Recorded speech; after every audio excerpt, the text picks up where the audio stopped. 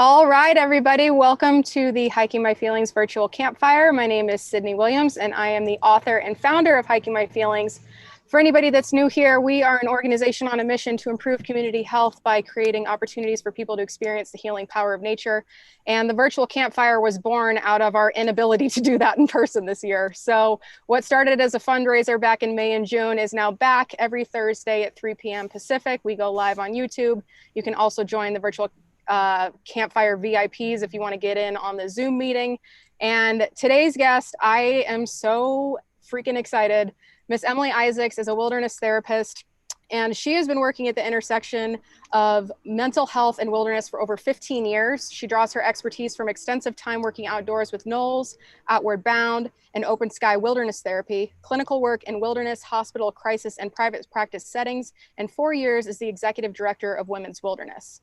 Emily brings together her knowledge and passion, helping people transform through trauma, grief, anxiety, and depression via mindfulness and nature-based therapy.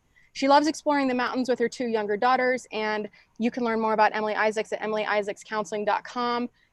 I'm going to pretend like this is The Price is Right. So without further ado, Emily Isaacs, come on down. Yay! Yay! You're the lucky winner. Woo! So Emily, I gave like the intro that we share when we're like feeling fancy on websites, but I would love to hear a little bit about you in your own words, specifically what led you to therapy, and did you start with nature therapy or did you kind of like wiggle your way into the wilderness? Yeah, that's a great question, Sydney. And a big one. So this will connect back actually to an activity we're all going to do today, a little experiential. But I think we're really going to say, where did I start this work and how did it start? It would be from, I grew up in the middle of San Francisco in the city. And really smack dab in the middle of the city in the Haight-Ashbury. And there was a really big park across the street from my house. And so we would go walking in the park, and we would, when there were big rain puddles, we would find worms, and we would collect beetles, and we would make little tiny tree forts. And just, I think that was sort of the first connection of just that, even though I was in the middle of the city, there was this really special place that I would go out and connect with outdoors. Over time, I graduated from college, and I thought that I was going to be a traditional classroom teacher, as in like indoors in the classroom. And I did that for a year. And one day I found a poem on the Xerox machine as I was doing Xeroxes, to do a lot as a classroom teacher. And it was Robert Frost's A Path, two paths diverged in a wood. You know, this really famous poem where he's contemplating these two paths in the middle of a forest, and which one do I take? And then in the end, it ends with, I took the one less traveled by. I'm actually giving myself a little shivers right now, because at 22, that really got right to my heart of like, I want to take the path that is in my heart. And that was always doing things outdoors. And that's where I felt like my best self. So that led to really taking the path that felt less traveled and often less understood by my family and the people I'd grown up with, led to about 15 years of working outdoors. So at points that was year-round working in the desert with, you know, the different names sort of slung around here: at-risk youth, troubled teens, adjudicated youth, really like teenagers.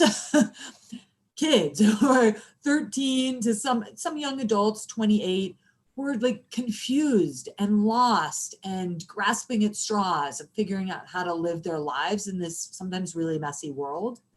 And so I was working with them as an instructor. So I wasn't a therapist. I was the one sleeping in the dirt next to them at all seasons, sometimes the snow, just under these giant mountains, helping them find themselves. And I just loved that work. Like it just got me to the core, and I still do. I dabbled around with non-therapeutic programs. Outward Bound. I worked with just sort of general admissions kids, same with National Outdoor Leadership School. And I just felt like, something's missing. Like I like being in the thick of it with people and sitting around a fire, just like really slowing down and getting to the meat. Like, what's at your core? What does your heart long for? What do you really want to do in the world? What makes you sad? Just telling our stories. I mean, you get this. Love it. Yeah. Singing my song. Me too. So that was what really lit me up, and I loved. And eventually there's a point where you're like, wow, most people seem to do this work for a year and then move on. And here I am, and it's been like 10 years. Okay. Like a lot of people as young adults are like, I'm going to go have an adventure. And they're like, okay, now back to normal life. And I just really was like, no, this is what I want. And so there kind of got to be a point where I saw it further. I was like, what does this look like to do in a slightly more stable life environment, and like a serious job. 30s and 40s and 50s. And so I went back to school at Naropa, which is a really amazing university in Boulder, Colorado, that focuses on the Buddhist tradition and mindfulness as within their therapy program as a healing resource. And this radical concept in mental health that we are not broken, that we are whole, and that we have basic goodness, that we are just basically good at our core. And so again, Sydney's like, yeah, I just want to jump around and dance. I want to go to this school. I want to go through that program. Yeah, it's pretty amazing. Your tie-dye is already jumping around and dancing. Good. So I went there for a degree in counseling psychology. And graduated now 6.5 years ago, and have done a number of things from there. But one of them has been really building my private practice, working with clients individually and as couples. These days on the computer often, but I work with people outdoors, in the office, and find ways to bring nature and nature connection into the office, and even when we're online, and which is totally possible and really relevant and powerful more than ever. And now today I'm also teaching for Naropa for their wilderness therapy program. So that, hopefully that wasn't too long. No, that was fantastic. I'm like, tell me more, Emily. Yeah. So, wow, I love this. So you never were a regular therapist in a clinic doing stuff that wasn't outdoors. Like, you jumped straight into wilderness therapy as a transition from instructing in the outdoors?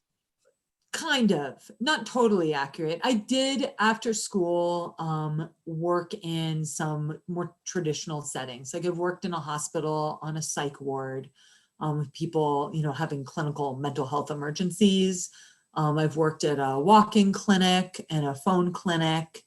And so I've worked in some more traditional settings. But by and large, the meat of my experience really was working in the field with kids, with teens and young adults, and then in my private practice. I dig it. Oh, I love it. So you've been talking about you wanted to lead us through like an experiential thing today. Is this a good time to do that? Because I think that's really fun. Totally. Cool. Yeah. So everyone who's present today, there will be a chance to participate just in a few minutes. So just sort of put that in your awareness. So if you want to, after we do this experiential, offer your questions or your experience, or just share what comes up for you, that's going to be available. So this is how actually I start almost every session with clients, in person, outdoors, or online. Just want each of you to take a moment to find your seat. So what that just means is you can close your eyes or lower your gaze and just begin to bring your awareness to the sensation of contact, like feeling your body on your chair or your couch or just wherever you are.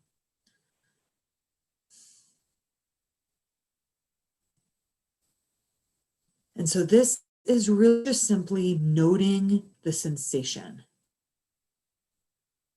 Any contact points. So right now for me, that looks like I can feel the rug against my toes and it's a little bumpy. I can feel the couch, under my seat. And so just track that for a moment for yourself. And then when you're ready, you can begin to notice your breath.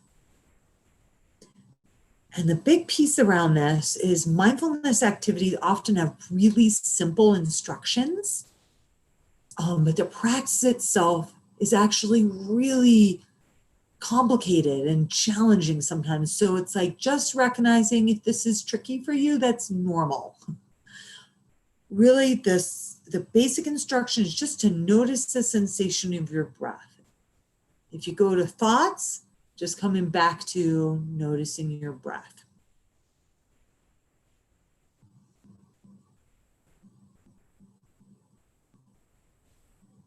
And so what we're going to transition to now is, if you don't already have closed eyes, I think it's really helpful to close your eyes, or just to lower your gaze and kind of look somewhere really neutral where you're not getting a lot of input. We just did a little grounding activity. What we're going to do is a practice around a spot in nature. And I do this with clients all the time. So what I want you to do is to picture somewhere in nature. It can be real or it can be imagined. Like it can be from a book or from a movie, if that works for you. But if you have somewhere that's real, that you have a relationship that comes up, go with that. Like somewhere that you visit and and it doesn't have to be somewhere super exotic. It could be the tree, in your backyard or at a park. And I want you to start with really noticing what you see. So noticing the colors, noticing the light,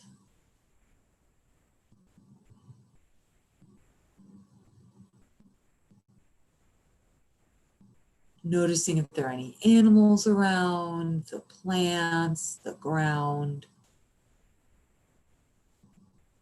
the view. Just really get a look around.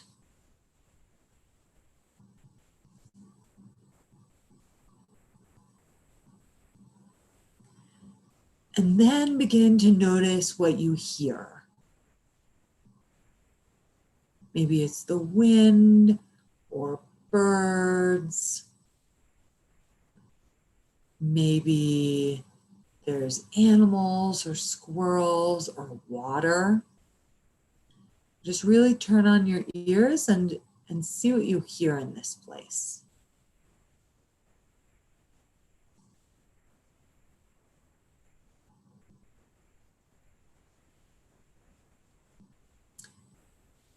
And now bring on your smell. Just notice what you smell. Can you smell the dirt or the rain or dust or trees?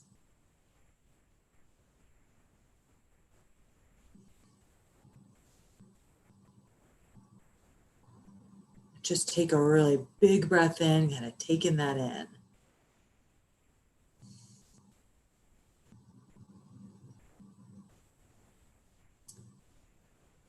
And now notice what your body feels. So maybe you feel the wind on your skin. Maybe it's a little cold or a little hot or humid. Are you moving around a lot or just sitting? Just get a sense of what your body feels like in this place.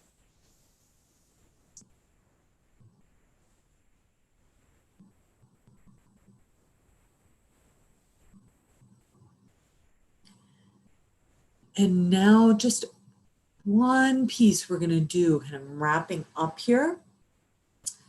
If this place is a real place, I want you to send out, if you want, if this feels right, just sort of connect to it, that it's like, it's out there in the real world. You're just not there right now. And you can kind of send out a little bit of like a hello to it. Just acknowledging that that land is really there. There are animals and plants that are making it, that it's home just right now. And that those natural rhythms and processes and the sun and the wind and maybe the tides, like whatever it is just happening there right now, this instant. And just notice what that's like for you. And just take a couple more breaths here. And as you begin to bring yourself back, what I want you to notice is, what does your body feel like just right now? Noticing tight or open, breath, heart rate maybe, just kind of get an overall sense of your internal weather and what going to this place was like for you, what it did inside your body.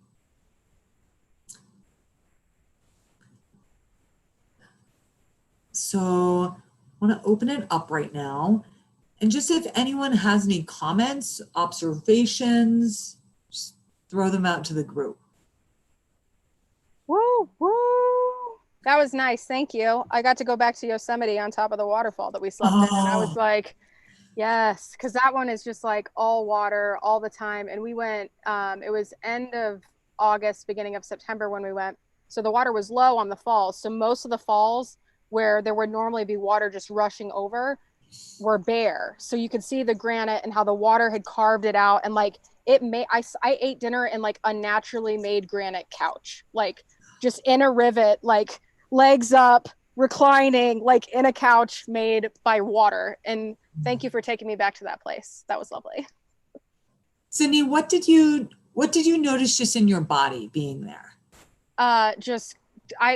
In my body here presently in my van in a parking lot at Starbucks, I felt like exactly how I did when I was sitting there, just completely at peace, comfortable in my body, proud of what it's able to do for me, and just chill. Like that was everything I needed and then some. I'm really glad we're recording this so I can watch it all the time. Awesome. Thank you. I see Mary and Alexis and Beth, all of their cameras on. Does anyone else want to throw something out of just what that was like for you, what you noticed, or questions, comments?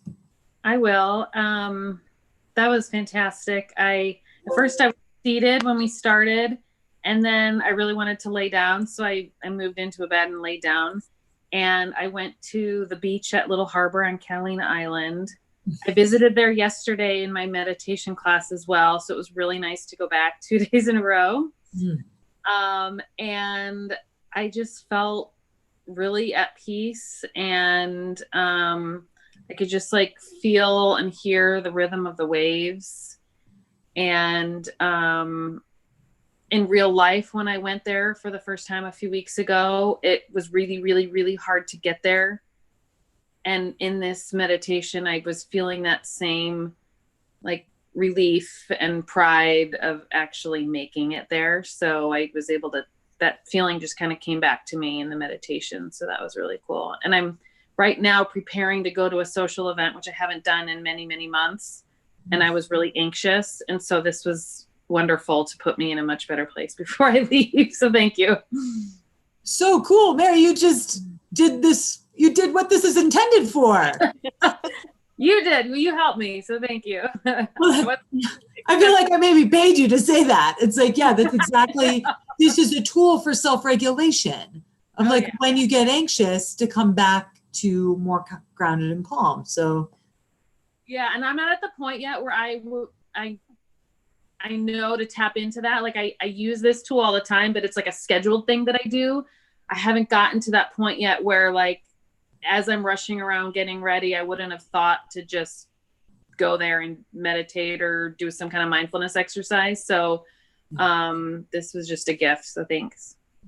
Cool. Anyone else? Yeah, I'll share. This was super awesome. I definitely agree with that.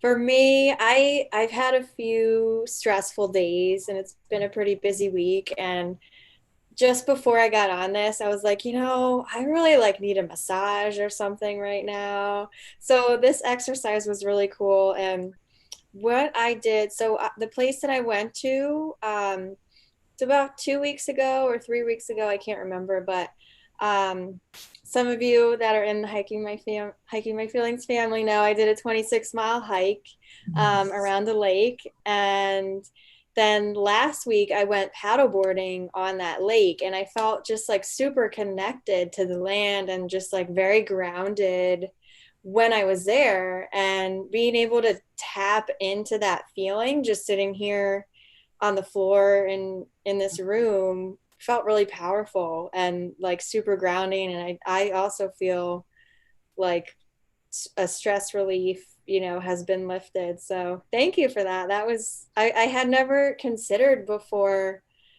just putting myself in nature in my mind. So what a great tool. Awesome. And you have that beautiful background too. Thank you. Yeah, I tried to bring nature inside. So And now you're finding out you have nature in here. yeah, it's like everywhere. Neat. So thank you. Oh, you're welcome. Anyone else want to share? I guess my experience was good, but it was a mixed bag because I found myself going to this favorite beach in Michigan on Lake Huron. And it's a place where my grandparents used to take me, but I used to go there a lot.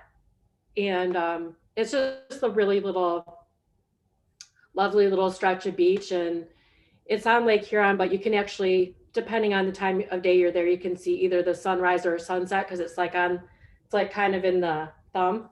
We always do that in Michigan, but it's like kind of down here. And so my daughter and I, even sometimes I would take a drive out there, and it's connected to like a state park, and it's a wooded, like little stretch of sand. And most of the time there's no one there. And so it was like you had this little stretch of beach all to yourself, but it was just like one of my favorite places.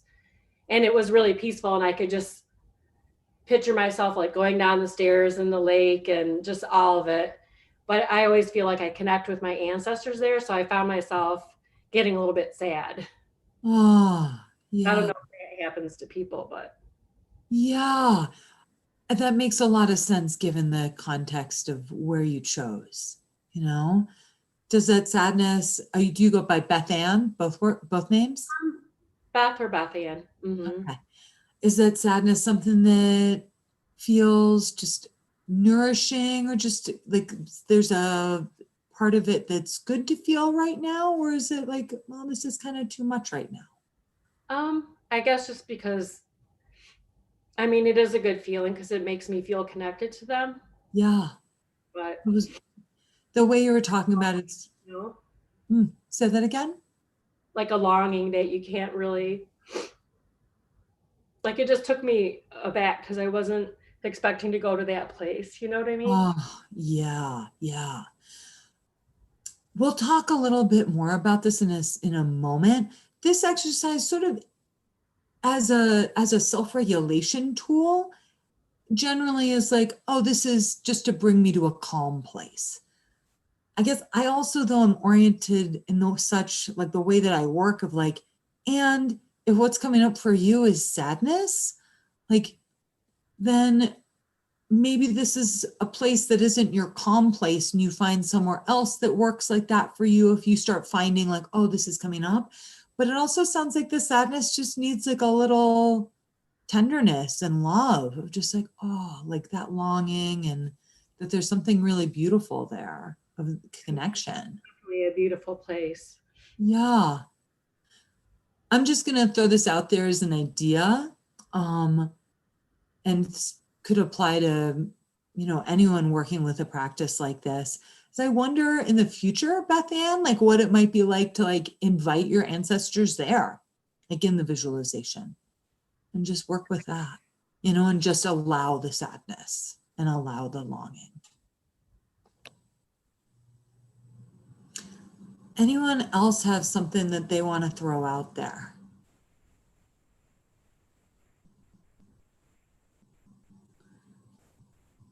Okay, I'm going to talk a little bit about what this exercise is and why it works and what it does. So our brains are amazing. that we can picture an activity or a place, and that even though we aren't there, what's happening is that similar pathways, neural pathways are firing. So similar connections are being made. And so really when we, elite athletes do this. I don't know if you ever did this in your athletic career, Sydney, that before a performance, you practice the performance. Like I always think of gymnastics, sort of like landing that final jump and landing, of like visualizing yourself doing that, because it fires off those neurons, because it fires off like a really high percentage of the similar neurons and pathways that will fire when you actually do the performance. So because of that, when we picture our special place in nature, it actually really brings up a lot of the same somatic, like body feelings and sensations that we would have when we were really there. It actually really tells our nervous system, I'm in a place that's good. Like I'm in a calm place that is nourishing for me. And so the magic of that is that you can be in your bedroom or the parking lot of Starbucks and regulate your nervous system, bring your nervous system when you're feeling maybe a little anxious or a little down, and bring it into a medium, sort of calm, alert place by practicing an activity like this. And the part of me that is not just a traditional therapist, but it is a transpersonal wilderness therapist, I feel like there's also a deeper piece of actually just like honoring that connection to that land, of like Yosemite or the lake or Catalina. These places are real, and like acknowledging them and connecting to them, even though we're not actually there at the moment. And I think human beings need that more than ever these days. So I'm going to pull something up here and do a little bit of psychoeducation, and then we'll also talk about more nature too. Is that cool, Sydney? Absolutely. Okay. So let me find my screen share button. Share screen. There. Okay. So I'm going to zoom in. So you don't need to like get out the binoculars yet. Really what Sydney is doing with Hiking My Feelings is healing trauma work, really powerful, of giving you all tools to work with traumatic experiences, really scary experiences, feelings where we feel lost and ungrounded, which all of us have somewhere in our systems. All of us have experienced some type of trauma. Can be either a little t trauma, my little t, or a big T trauma, of like a really, really big acute event, or smaller life events where we lose our sense of safety and groundedness, maybe even just for a little bit. And so inherently, it's like what we do to heal trauma is find safety again. And cultivate feelings of safety, or if that's a really intense word, just calmness in our lives and in our bodies. And so that's what we were just doing with that practice. So I'm going to start to zoom in here. This handout I love, it's called How Trauma Can Affect Your Window of Tolerance. And y'all can look this up online simply by Googling window of tolerance and looking at images, and you will find this image. So I'm going to, and I'll email it to Sydney too later. So I'm going to zoom in. Actually, I'm not yet. I'm first going to give a little background. Hold on. So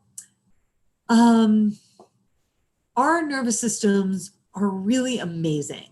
First, the nervous system is the systems in our body that tell us to get going or tell us to slow down. They're in all mammals. It's a biological phenomenon. It keeps us alive.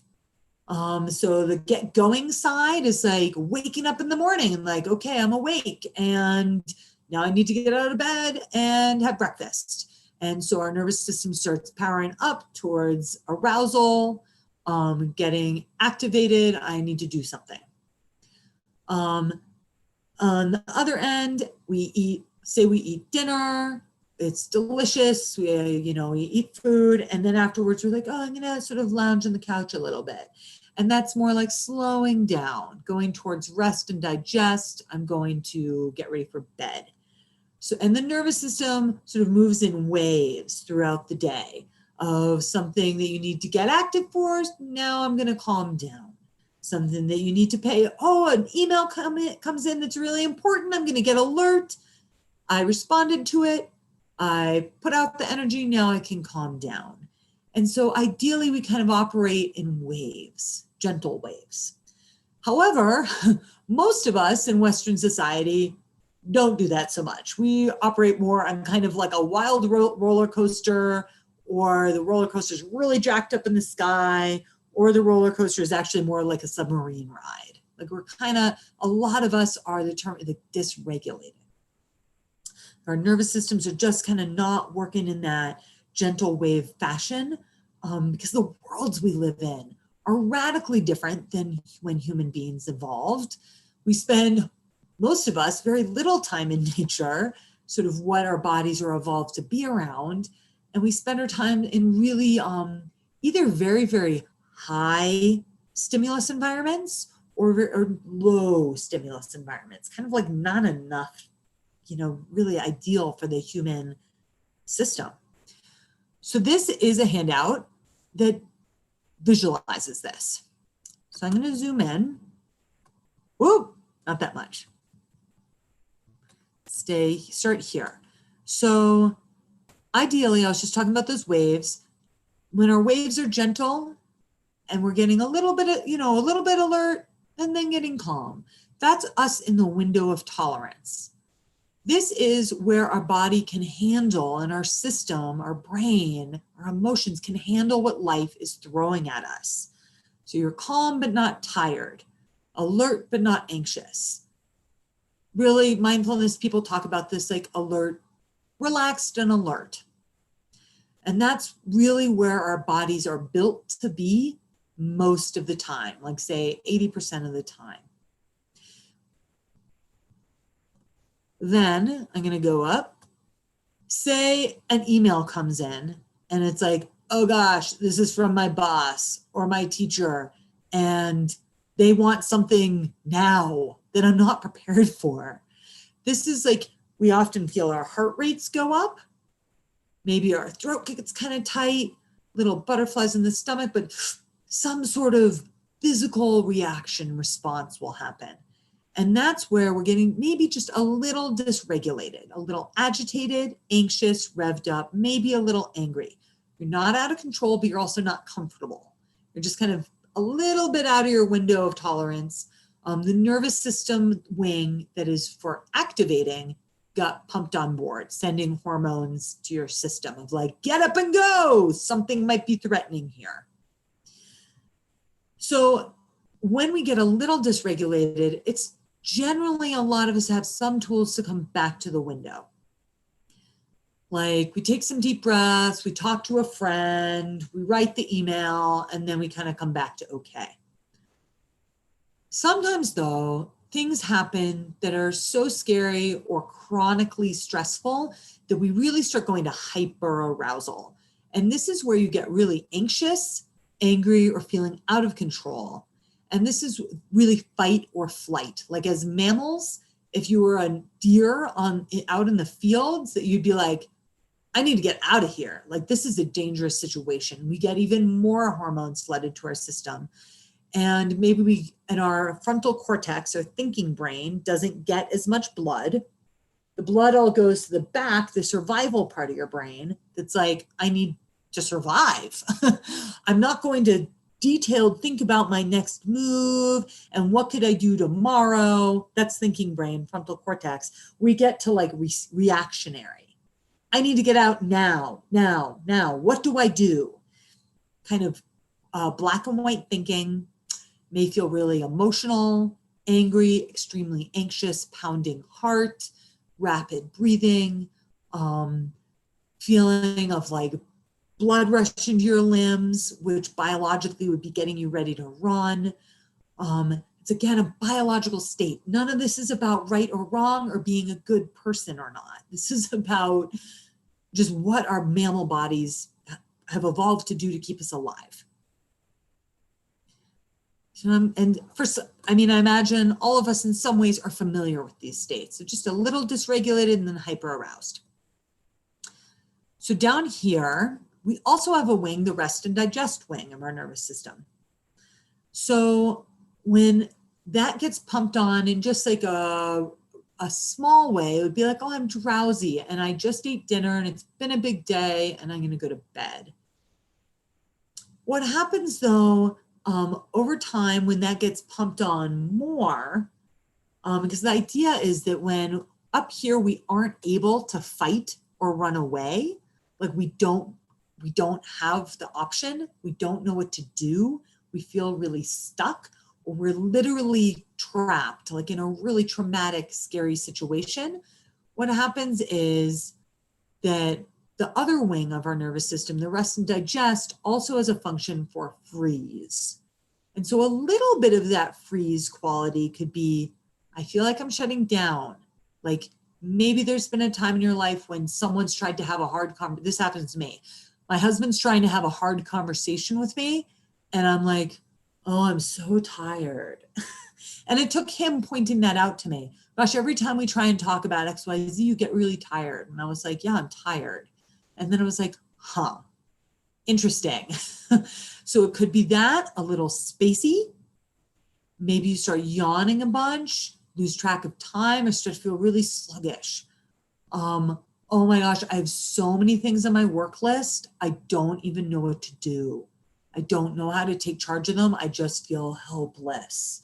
I feel like totally overwhelmed. That's a little bit of that dysregulated down. When that gets, whoops, doesn't want me to do more. I'm just going to zoom in just a tidbit more here. As that intensifies, say you get, that happens chronically, or maybe you're in a truly life-threatening emergency or something that just feels life-threatening, like it could just be something that's triggering a life-threatening type thought or experience, we go towards hypoarousal.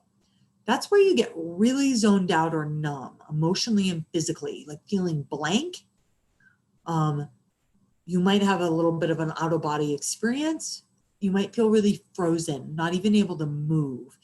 And this is where this generally happens for folks who have experienced big T traumas, like really, really scary. We talk, sexual assault, being in a violent crime, being in a situation where it's like you really can't run away and you really can't fight, that helpless feeling. And that's in our nervous system, and originally that was a really adaptive. Going frozen is for the deer, it's playing dead. And that gives the deer a chance actually to survive, for the lion to be like, oh, I'm not interested in you, and to run off, right? And the deer survives and kind of shakes it off and gets to tell itself, oh, I'm over it. It's over. It's complete. And they move on with their life and they go back to window of tolerance. However, as people, we often get really stuck. We're really in these intense environments. And we also live in a, I'm having a hard time pulling with the word, invalidating environment. Like our culture does not validate those who have survived trauma. They often, particularly our culture doesn't validate women's experiences. And so we don't get this understanding of, oh, this is what you went through. This is what you need. I'm going to witness you. I'm going to hear your story.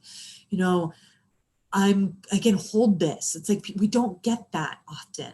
And so we get into a place where we get chronically stuck, of like, then something that reminded me of the scary incident either shot me down to dysregulated or hypoaroused, or shot me up to hyperaroused. And so our nervous systems get into places where our window of tolerance starts to really shrink, and we spend less time there. And that's the effect of trauma on our bodies. And so I know this is a ton of information. I'm like reminding myself to take a breath. So what we can do through the work that Sydney's offering and the work that therapists such as myself offer is to help people grow their window of tolerance back again. So you can come back to a place where more of the time you feel calm and alert by practicing things like what we just did, of practicing with the special place in nature and wiring your brain to remember that. So when you get just a little bit dysregulated, just a little bit agitated and anxious, or just a little bit frozen, just a little bit spacey, that you can go to say the special space and sort of bring yourself back. Mindfulness practices such as simply feeling your seat on the chair, same thing. It's orienting your body to right here, right now, rather than the scary or upsetting thing that happened yesterday or way back when. I'm here right now. I'm here right now. Updating your brain and bringing your thinking brain, your frontal cortex on board. So I just said a ton. I'm going to stop my share and see what questions people have. Well, first of all, thank you. That is the most thorough explanation of what I experienced in the outdoors and in my body as I was connecting the dots on trauma ever. Like I sometimes I'm like, okay, well, I know that I've lived this. Like I have, like hiking my feelings is exactly the process you just described. Is like you find yourself as you're hiking, you find yourself in a state of dysregulation, or the word is slipping, the one that's not dysregulation, and you're going either hyper or hypo on where you're at on that scale, and then finding a way to bring it back because you're in the outdoors and the outdoors can handle it and you have the space to process. Like, yes, I have lived this, but I've never been exposed to the clinical terms for it. So first of all, thank you. I feel like I just went through like how to hike your feelings 101 with like the language that describes what's actually happening in our brains and bodies. But the part that I thought was really interesting, and you did mention this, was the hypoarousal, particularly with folks that have survived sexual assault. That is me to a T. Like I basically laid there and played dead, and it wasn't a choice, but I woke up and I was being sexually assaulted, and I was just like, well, fighting back could probably lead to death, I think. I don't know, like black and white thinking, there's no nuance. And I was just like, okay, well, in other chapters of my life, like my father was not a physically abusive person, but when he would get irritated and he would yell a lot, if I just pretended like I was taking a nap, I could avoid the aftermath of what happens when dad yells at you. So I was like, oh, well, I'll just pretend I'm sleeping. So like, it wasn't a conscious choice, but looking back in it, I was like, well, I guess that makes sense. Like that's how I avoided scary things in the home. So it would make sense that that's how my body responded in an emergency situation. And it's just nice to know that like, I'm not the only person, because for a while, like you're 100% right when you talk about society being invalidating of women's experiences, or invalidating in general, especially women's experiences with trauma.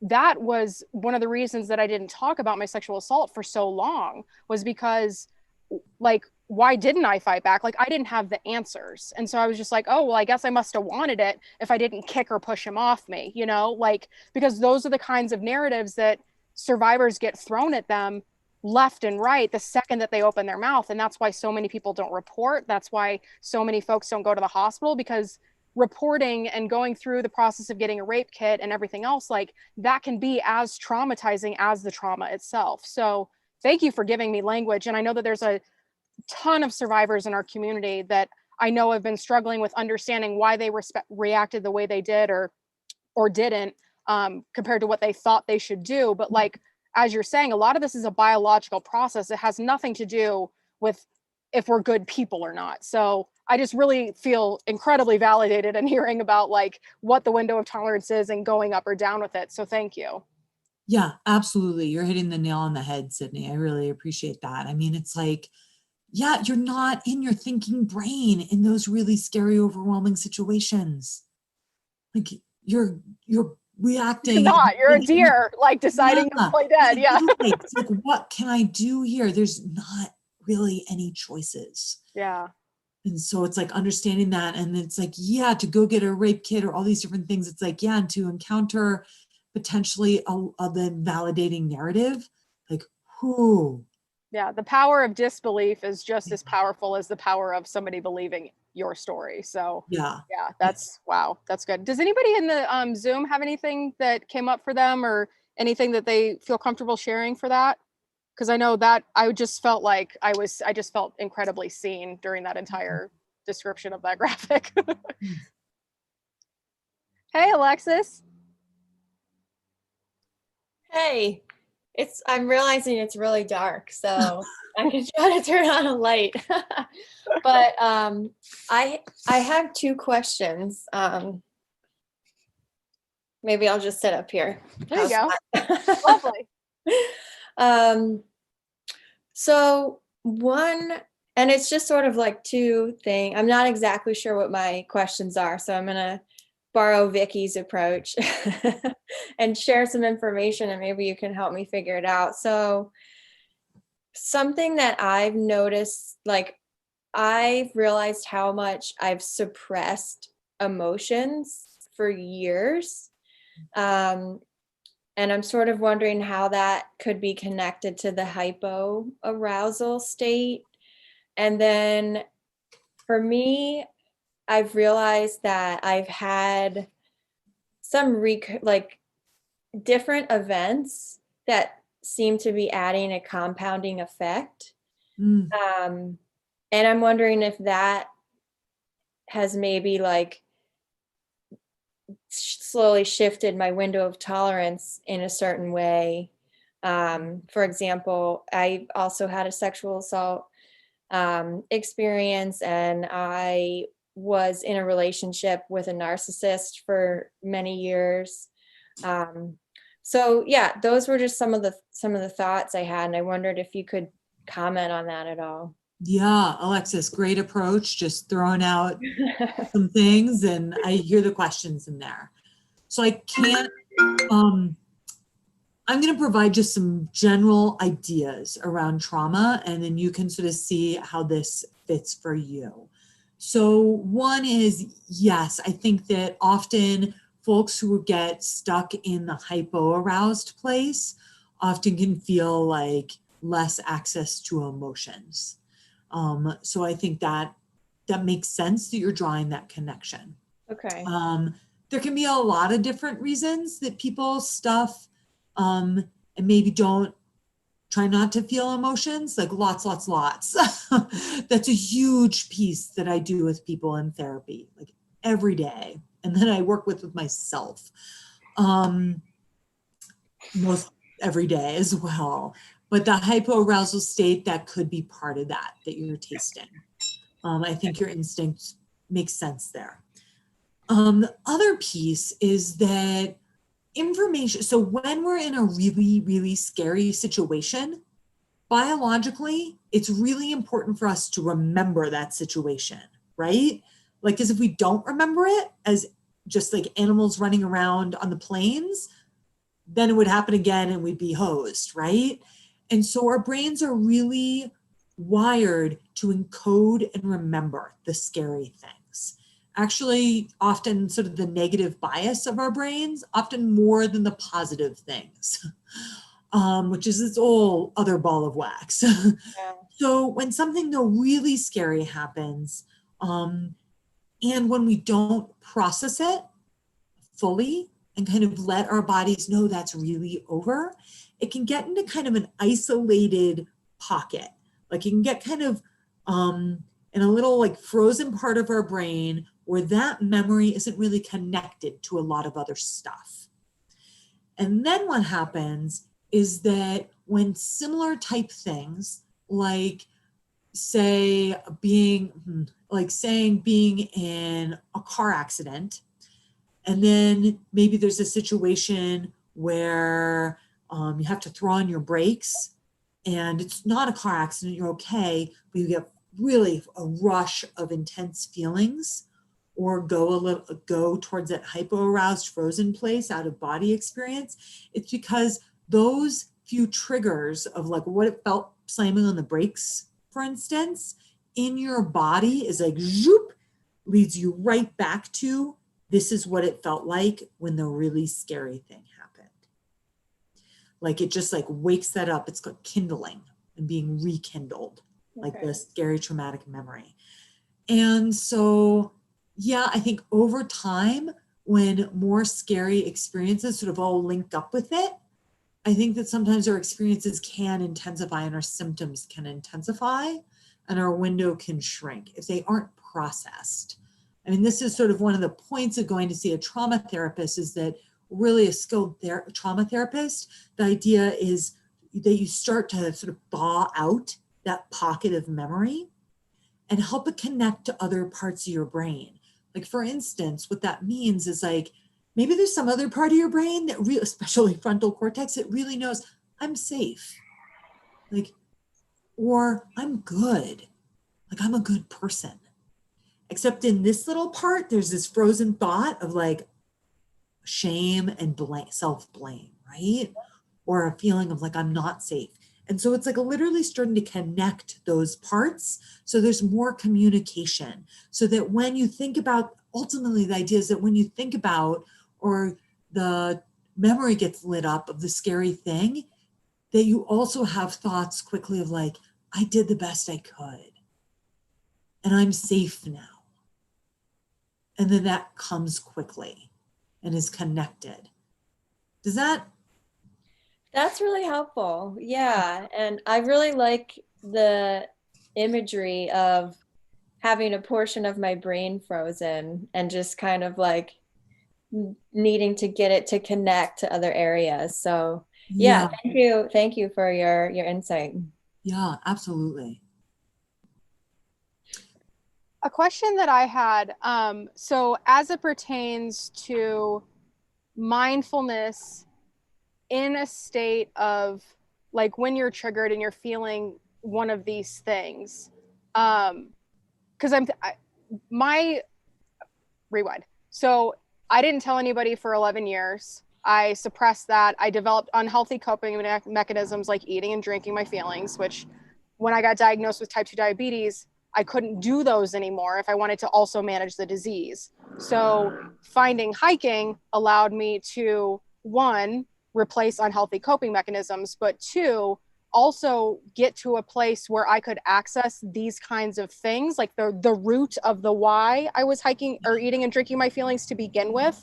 I didn't have that answer when I was first diagnosed. And when I first thought, oh, I'm hiking my feelings, like I was like, oh, that's nice. But why was I eating and drinking my feelings to begin with? So like, what is it about spending time in the wilderness or going to nature in your mind or bringing it inside your home that allows us to access those frozen parts of our brain? Is it just like we're erasing the distractions, like we're not numbing? Like, what is there a physical process that's happening that can connect the dots between like the trauma and the disease? Yeah, I think that's a great question, Sydney. And going exactly where I was hoping to go. Cool, good. So, there are a couple things. So eating a lot and drinking are often pretty numbing things. Like especially drinking. It can take us more to hypoarousal, and it doesn't give us more information. It covers up or it numbs. When we hike, and people, there's definitely a way that people with really doing a lot of athletic stuff can get like, people can use that to not pay attention to what's going on inside them as well. So I'll name that. So there's sort of a piece though, that I think in the sweet spot with hiking is that we're embodied. Like we're moving around and we're outdoors. Outdoors is naturally like sensuous, like it's sense rich. There's sounds, there's feelings, there's smells, there's sights. There are things that are naturally set up to help us come back into our bodies.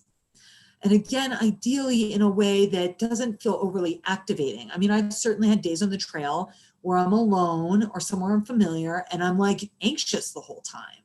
So that can happen too. So it's like, where's your sweet spot of like getting to be alert and calm on the trail? And it sounds like, Sydney, what you really accessed was that of getting to be physical in your body and, you know, doing something that helped you become more alert and more aware of what was going on in you in this naturally supportive environment of nature and sort of sensory rich. I'll throw out another thing is a lot of your experiences sound like they're with your partner and someone that you feel really good with. And that's another piece that's healing is relationship and being with people that we feel good with. And so that is, you know, it's like that's sort of one of the other goals of therapy is to form a partnership and alliance with someone you feel good with and supported by. And so it's like kind of that sweet combo of being out in nature, in your body, physical, moving, and with someone that you feel connected with. It's like, yeah, that's natural medicine. Does that answer?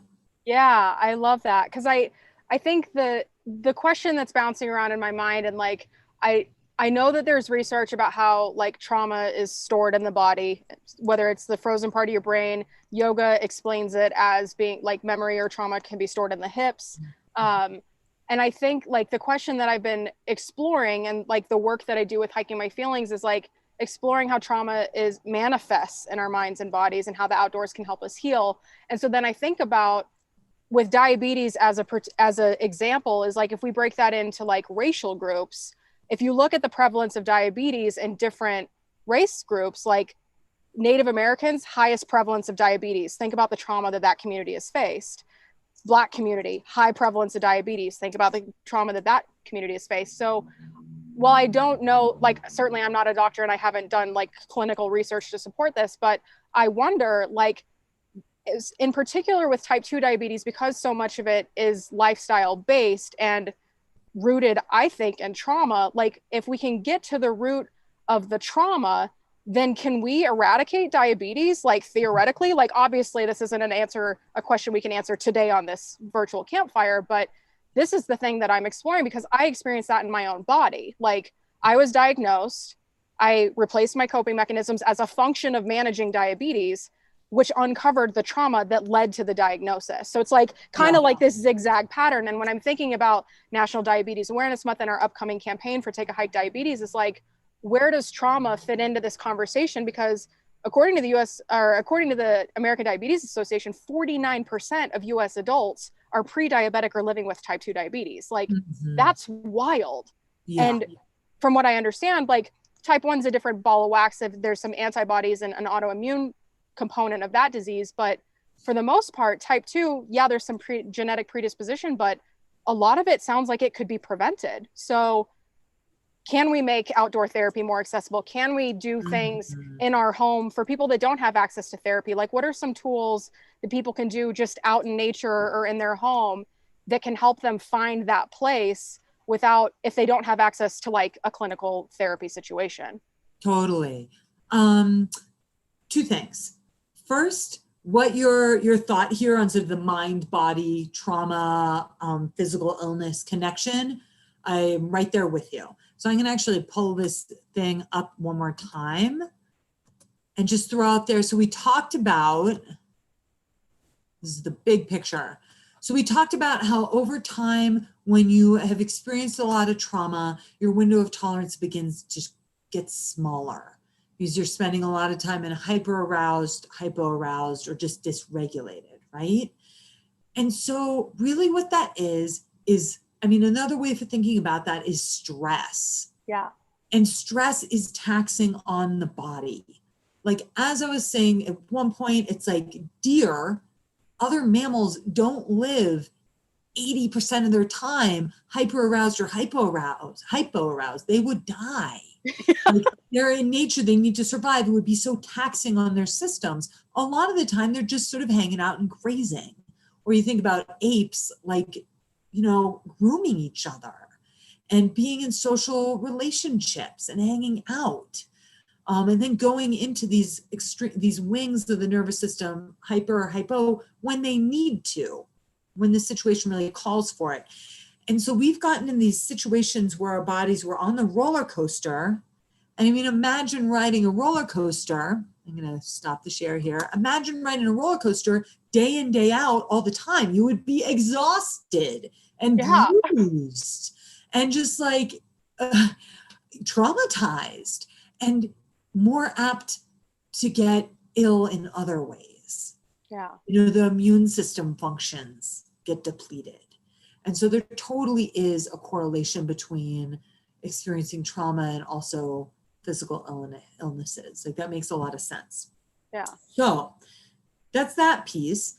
The really cool piece about being human is that we, to a degree, can control our nervous system, especially when we're in the closer into the window of tolerance states. And that's where I really suggest people work. Just work with when you notice a little bit of, you know, heart pounding or butterflies. Just work when you notice yourself a little bit numb or drowsy, just a little spacey. On the spacey end, I recommend that people get more active, like go outside, feel the cold air, run around the block, do some yoga, like get some movement to activate your system. On the more activated side, the more anxious side or sort of butterflies in the stomach, that's when you can use a practice more like the special place that we did at the beginning of our talk today. However, you can also just really nurture your own window of tolerance and be like fiercely protective of that window of tolerance through daily practices with nature. And so this was something I was excited to share. So I'm going to share screen again. Uh-oh. Hold on a second. Sydney, I'm having never mind. Oh, good. It doesn't seem to be wanting to work. I want to share a web page. Advanced, files, no, basic. Windows? No, I don't think that's it. Okay, I'm just going to talk about it. So there's a great resource that I really like is the Wilderness Awareness School. And what this is, maybe, I don't know if here, I'm going to share the link in chat. Yeah, there you go. And then I'll pull it up. You chat, I'll pull it up and I'll share my screen. Is that what you're looking for to pull up? Totally. So let's see, where is chat? Group chat. Thanks everyone, bear with. So the Wilderness Awareness School is a school that's in Washington, and you can actually go there to take courses. And it's a lot of nature connection type skills. But with this program, you can scroll down. There's a program called Kamana that is just a lot of typing actually. So you can just see that this web page exists. Okay. So this is just the Wilderness Awareness School, what their webpage looks like.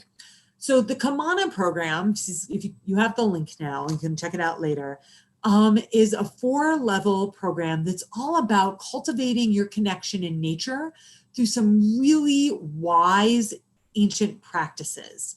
And there are 2 pieces of it. And one of it, there are 4 different books, and the first program is just a month long. And it walks you through, and it's just really nice because it's very structured. You can even have someone mentor you through it if you want to support. Because often we don't know where to start with this sort of stuff. One part of it is connecting with a place in nature that is really accessible to you. So for people who live in the city, it can be a park.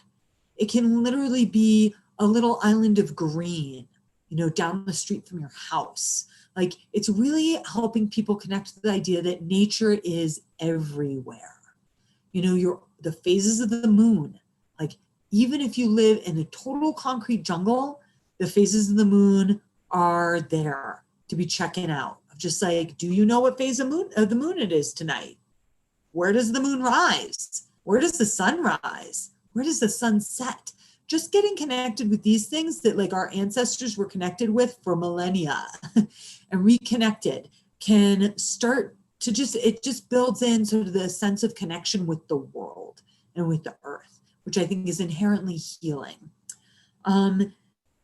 Other pieces, so it's like basically this program, and what you don't have to do the program to practice with, but it's like finding that special spot, and they call it sit spot or secret spot, that you return to multiple times a week and just a little visit and begin to build a relationship with it. Of just really knowing like, what tree is there?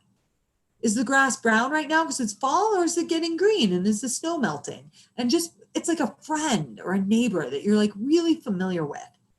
And then the other wing of practice that they do in Kamana is research. So really knowing, well, what tree is it? Do you even know? Like, oh, that's a Rocky Mountain maple. I found it in this book. Like there is something that is so empowering and cool about that, because then you're like, oh, this is my neighbor. It's Rocky Mountain maple. I know this tree.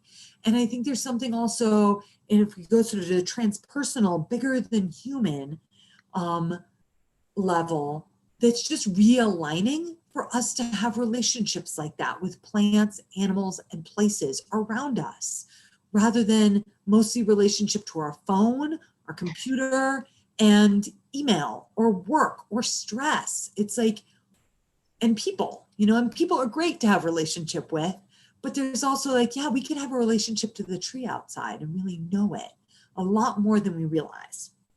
So I'll give a little inspiration, like what this looks like in my world is that between 2 to 4 times a week, I take my 2-year-old daughter and 4-year-old daughter 2 miles up a paved bike path to a little spot that we discovered that you can see downtown Denver from, and that there's a highway not very far from it, and like a gravel pit, like factory thing. Like it's like a factory, and all those are there. And it's this little rim of rock and these ponderosa pines and these junipers and rubber rabbit brush and Dalmatian toadflax, which is a non-native, and we've been pulling because we're just caring for the space. And I found some that I think might be an arrowhead there that I've tucked away into a secret part of the rock. And a friend of mine who knows this stuff says that he thinks it looks like it could be, but we don't really know, but it brings us magic. And when kids paintballed there, we knew, and we picked up a bunch of garbage and we watched until the rain washed it away. And we know the birds that come there, and we know when the first western meadowlarks show up in the spring. And we just started going there this April, and so we haven't yet seen it in like the dead of winter. And so we're really curious, like what's going to happen when it snows? What will it be like there? And so it's like we're really developing a relationship with this place. And my 2 little girls who are really quite young, my 4-year-old daughter knows the name of probably 15 plants that are at this spot. Like, I think we take it for granted that like, oh, well, kids, their minds are amazing. They know the name of all the superheroes or all the dinosaurs. And it's like, yeah, their minds are patterning. They're picking up patterns. They also could learn all the native plants really easily. We just have to bring them out there and get them excited about it. So we bring our books, we bring watercolors, we paint things. And it's like the more you do it, the more robust it gets. Like the more that relationship builds, just like you take a friend out for coffee once, like a new friend, and then you never hang out again, like that's not really a friendship. But the more that again and again you spend time together, you start to know each other. And this is like the exact same thing of starting to know each other. And so that is just like, I think the core practice that I really want to share with people and offer the resources of Kamana and Wilderness Awareness School to maybe dig into if you're curious, or just begin to go outside. Like, where is your sit spot?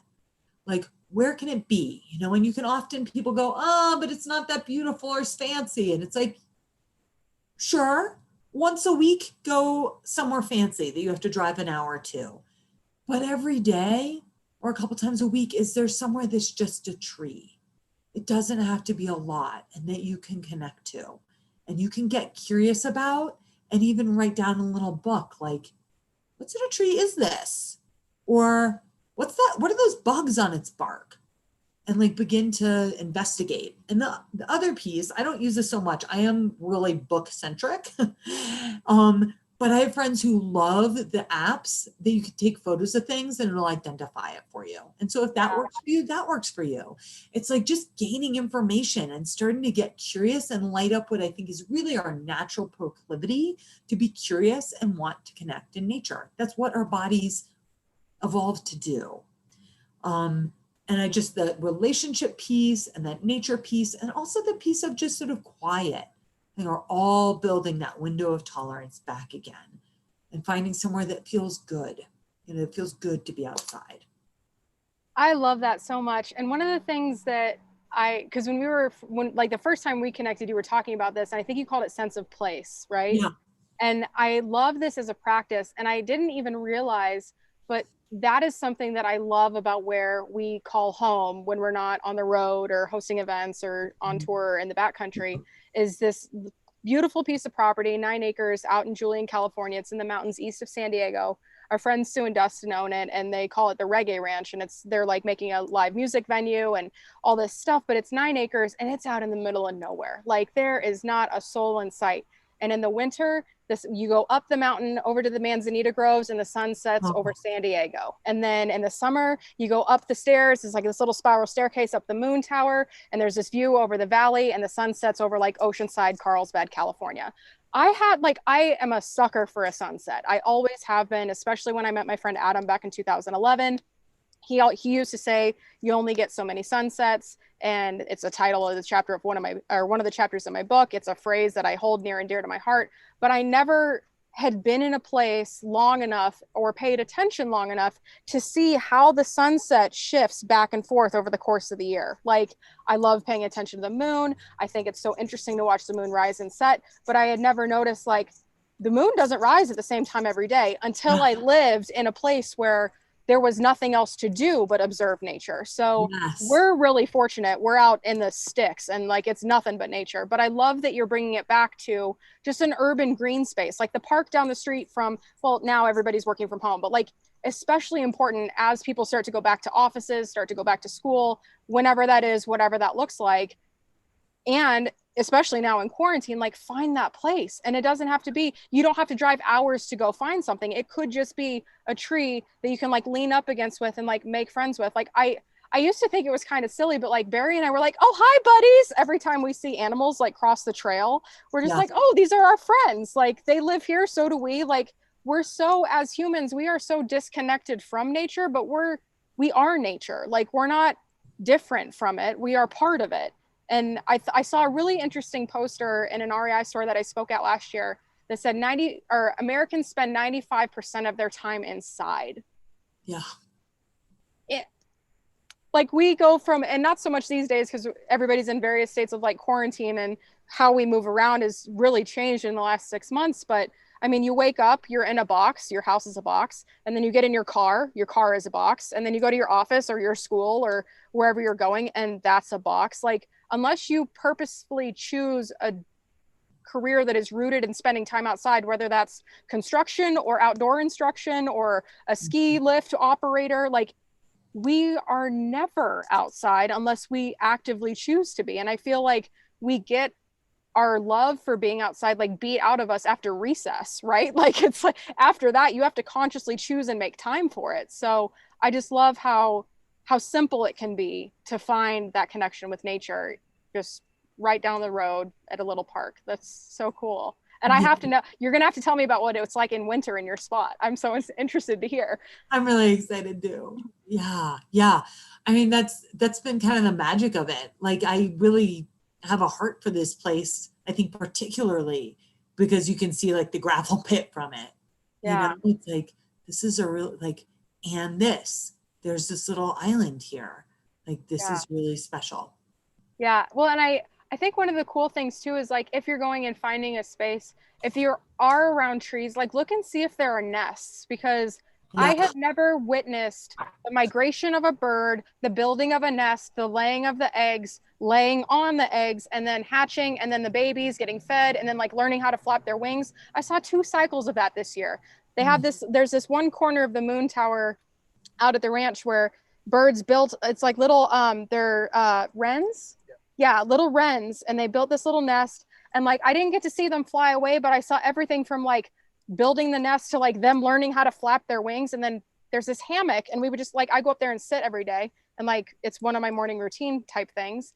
And during the spring, it's like you hear all the birds, and their calls are loudest in the morning. It's like the symphony of birds in the morning, and then again at night it's really, really loud, and then throughout the day you hear like little boop, boop, boop, boop. It's just, it's so cool. And it's stuff that I would never otherwise pay attention to, but like that doesn't have to be exclusively for people that live on big chunks of land. Like you can find that park and find that tree and see if there's a nest. And then like when you go visit, like see what's up with the nest. Like, are there babies in there? Like you might get to see them fly away. It's one of the coolest things ever to see a bird leave the nest. It's wild. Yeah. I mean, raccoons, tracks. Yeah. I think a big Tracks are really cool. Yeah, Wilderness Awareness School works with this tracking and learning about tracks. I mean, the weather too is with us, you know? Yeah. And there's lots of looking up citizen science, like different ways you can get involved by tracking, you know, bee populations and bird populations and plants, what plants are in your area. So there's a lot of ways to just really connect. And I think also, you know, when we do go on our hikes, taking time to build and fortify that relationship of like who really lives here, right? And finding out. And my husband makes fun of me for this, but I am a person of repetition. Like I have my same few trails that I really like to go to, and I've been this way everywhere I live. That it's like those are the places I want to go, and it's like that depth of relationship, you know. Like, and really I know that there's a app. The one that I'm familiar with is iNaturalist. Are there other apps that you recommend for like that's the one that I'm aware of as well? Yeah, cool. Yeah. So if you're watching and you're like, what is this plant that's in my backyard? Yeah. iNaturalist is a great app. You can take a picture of it, and it's really helpful for the scientists that are within that community, because it helps them track invasive species. It helps them track like migration. So it's a really cool, and it's just a really neat way to like get familiar with what's going on around you. So man, I love it. Any parting words of wisdom or anything else that you'd like to share before we open it up for Q&A? Yeah, I didn't anticipate that coming up.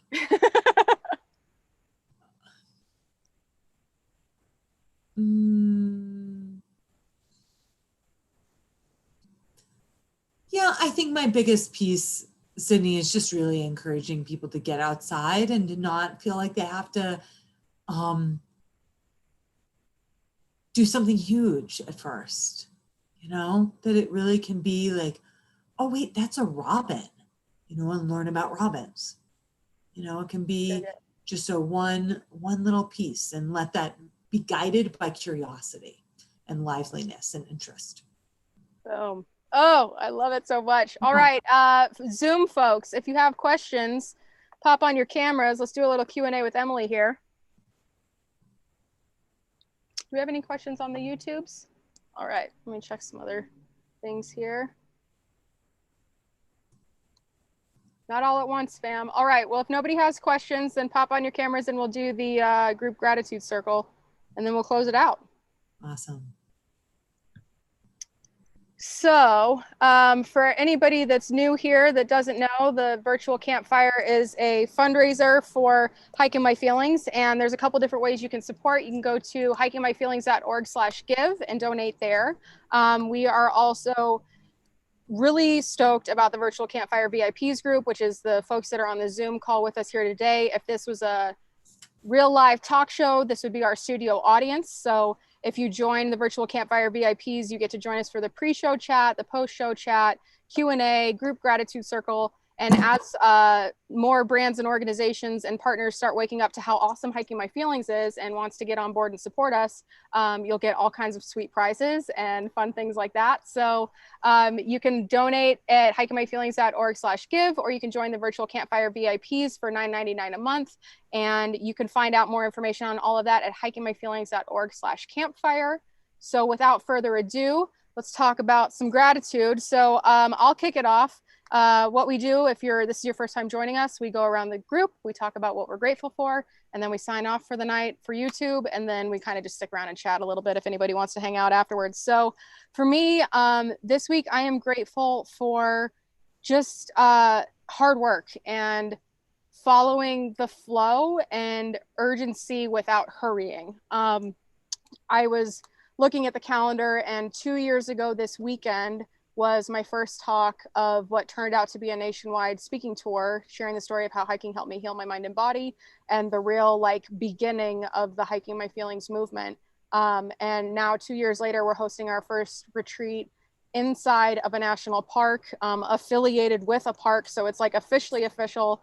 We designed this track of programming called Wilderness Wellness for the Joshua Tree National Park Association. And we've got a great crew coming out this weekend. Everybody gets here tomorrow at 3, and then they get ushered into our super secret campground in the middle of the park that is reserved exclusively for programs run by the Desert Institute. So I'm thankful for a lot of things and what brought me to this opportunity today. So first and foremost, as far as my relationship with Joshua Tree goes, I got to give a shout out to Gabatia, one of our board members. We originally connected in the Women on the Road community on Facebook, which led to us meeting up in Montana for coffee, which led to her inviting me to be part of this Desert Live event series that she was putting on, to encourage more younger folks to come out to Joshua Tree National Park and get involved with the programs out there.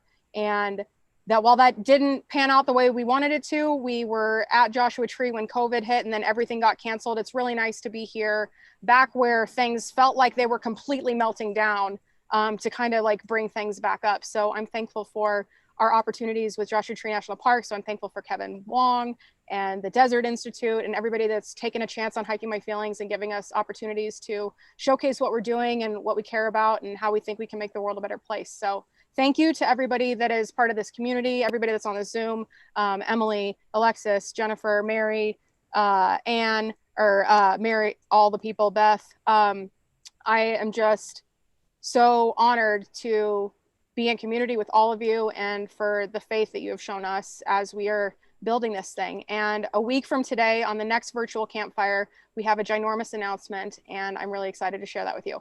But until then, let's talk about gratitude. So Emily, what are you thankful for? I am thankful for a little spot 2 miles up the bike path that I've formed a relationship with my little girls. I'm thankful for my family. I'm thankful for connecting with you, Sydney, and just your energy and enthusiasm and verve. It's just exciting. And I'm thankful for the opportunities I've had to get to do this work in this lifetime. I feel really humbled and grateful. Yes. Miss Alexis, how about you?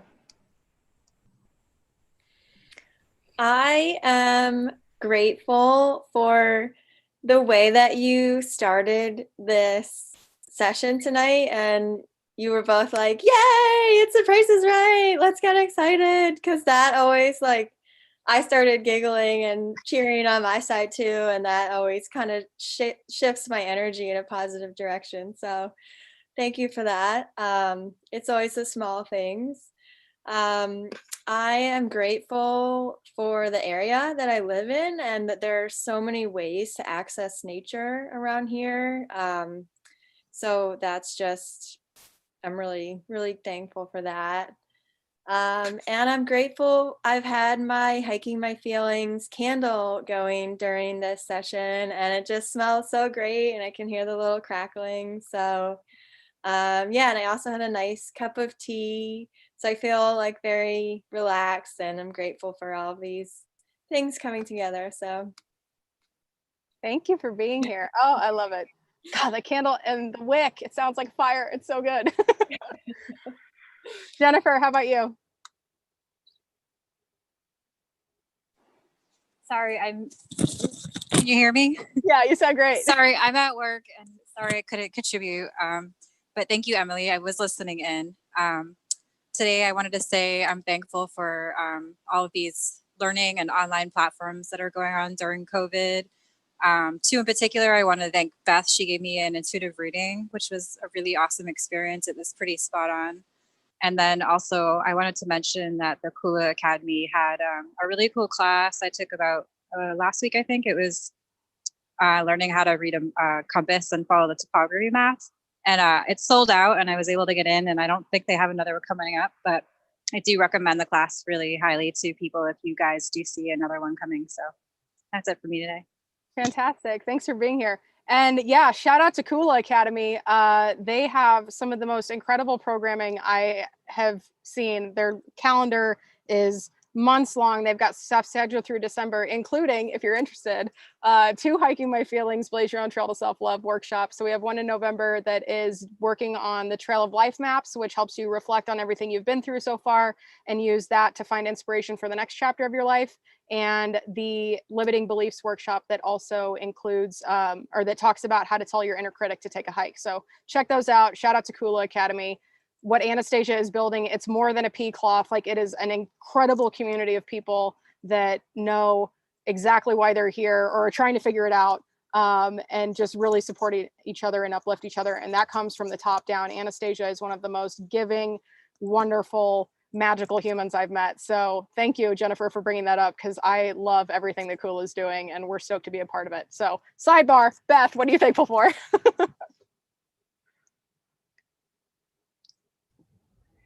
Oh, as usual, all of you in this program. And I am actually really grateful for Emily and all the information that you shared. And even though I know I was getting emotional with the meditation and visualization, it kind of helped put everything in perspective, because, you know, learning about like that window and like how it's made smaller, like through trauma. And I was just connecting a lot of dots, thinking about that. And because I know that I'm a baseline really sensitive person, and then realizing that my trauma like further like narrowed kind of my tolerance, I guess, really just like blew my mind. And it also made me realize that there's some self-care practices that I could do that I haven't been as good at, besides just getting, you know, knowing how much getting outside and walking and hiking and spending time in nature helps, but just like how I miss my yoga practice, but I just haven't been able to get back in the swing of things. And then putting all that together, I'm like, oh, no wonder why that really helped me so much. Like just taking that time and, you know, helping myself. And it made me realize, like, sometimes I get a little bit hard on myself and just feel like, oh, I'm just so sensitive and blah, blah, blah, you know, like you just start to go off, but like realizing it's a multifactorial thing and it is something I can improve, you know, so that I'm really grateful for just learning that tonight. And just like in general, everything I'm learning through the community, through the programming, and just like from sharing with all these wonderful new friends that I have. No, yay.